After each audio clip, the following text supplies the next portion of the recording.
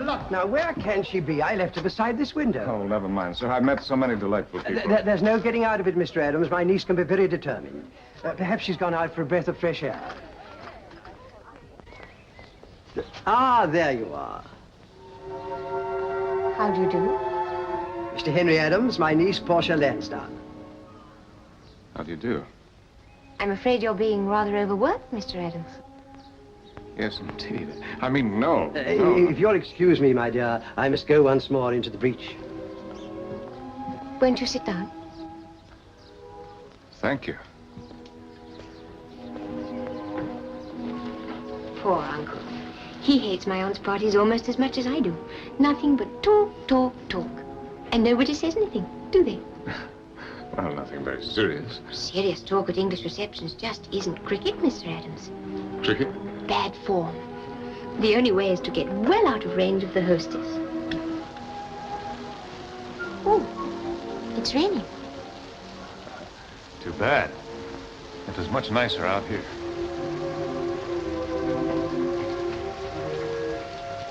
Come this way.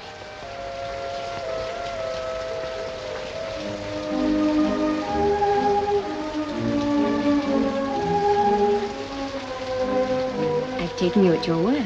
Do you still think it's nicer out here? It was nicer than ever. I used to hide here when I was a little girl.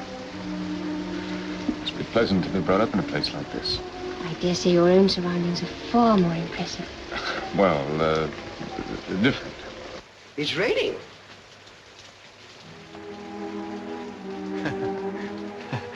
When we get back in, won't there be some raised eyebrows? Of course. We'll invent a reason as to why we're here. Why invent a reason? Couldn't I just say that it's been wonderful to spend a few moments with the most charming girl at the party? They can't possibly be out here.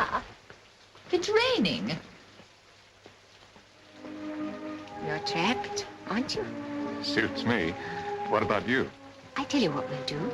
We'll say we were discussing the Cromarty Home for Motherless Babies. The what? The Cromarty Home for Motherless Babies. Oh, they'd hardly swallow that. Oh, but they would. It's my aunt's pet charity. And being a millionaire, they'd expect you to take an interest in charities. You do, don't you? Well, yes, I do, but... And to prove it, you could say you're coming to the opening of our new premises. It's next Wednesday. That is, if you'd like to. Will you be there? Of course. I'll be there.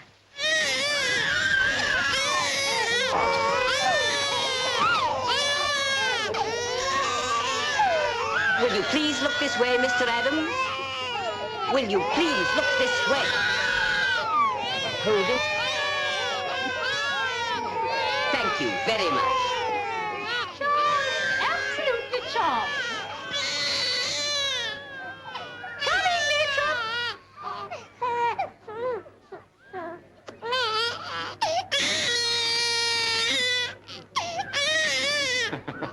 They're adorable, aren't they? Adorable.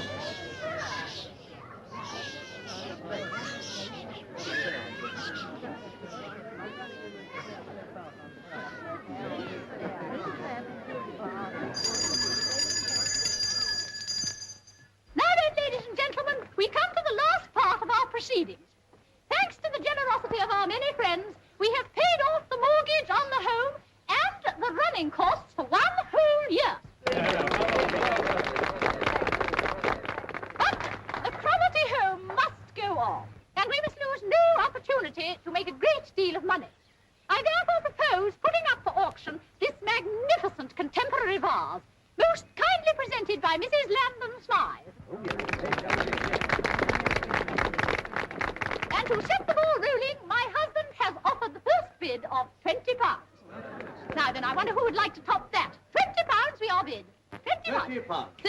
That's a lovely stop. Now then, £30. £40. That's very fine. Who will improve on 40? £70. Oh, Mr. Henry Adams, thank you so much. Now we really are moving, and 7 is my lucky number. Isn't that lovely?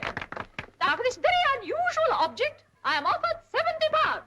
£80. £80, and well worth it. Now, let's go up in leaps and bounds. £82 and 10 shillings. £82, 10 shillings, Mr. Henry Adams. What a charmingly whimsical wonderful gesture. 100 pounds. Oh, thank you so much, Sir George. 100 pounds. That's off those three figures. How about 120 pounds? I see. Well, who would like to advance me something over 100 pounds? 500 pounds. 500. Most generous. 1,000 pounds. Oh, Mrs. Milford, thank you so much. 1,000 pounds. 1,500 pounds. Thank you. 4,000 Oh, pounds. very exciting. 4,500. 4,500 pounds. Now, I wonder if we couldn't possibly get a wonderful round figure of 5,000 pounds. 5,000 pounds. 5,000 pounds. Mr. Adams. Mr. Adams offers 5,000 pounds.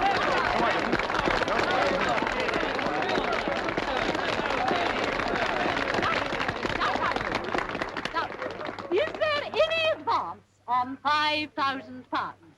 Any advance? Any advance? Then going to Mr. Henry Adams for 5,000 pounds. Going. Oh.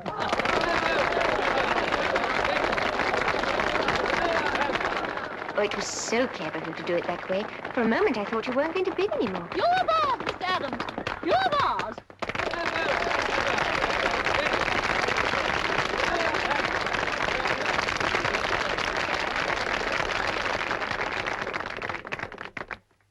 Another link between our two great countries. Here, here. Well done, America.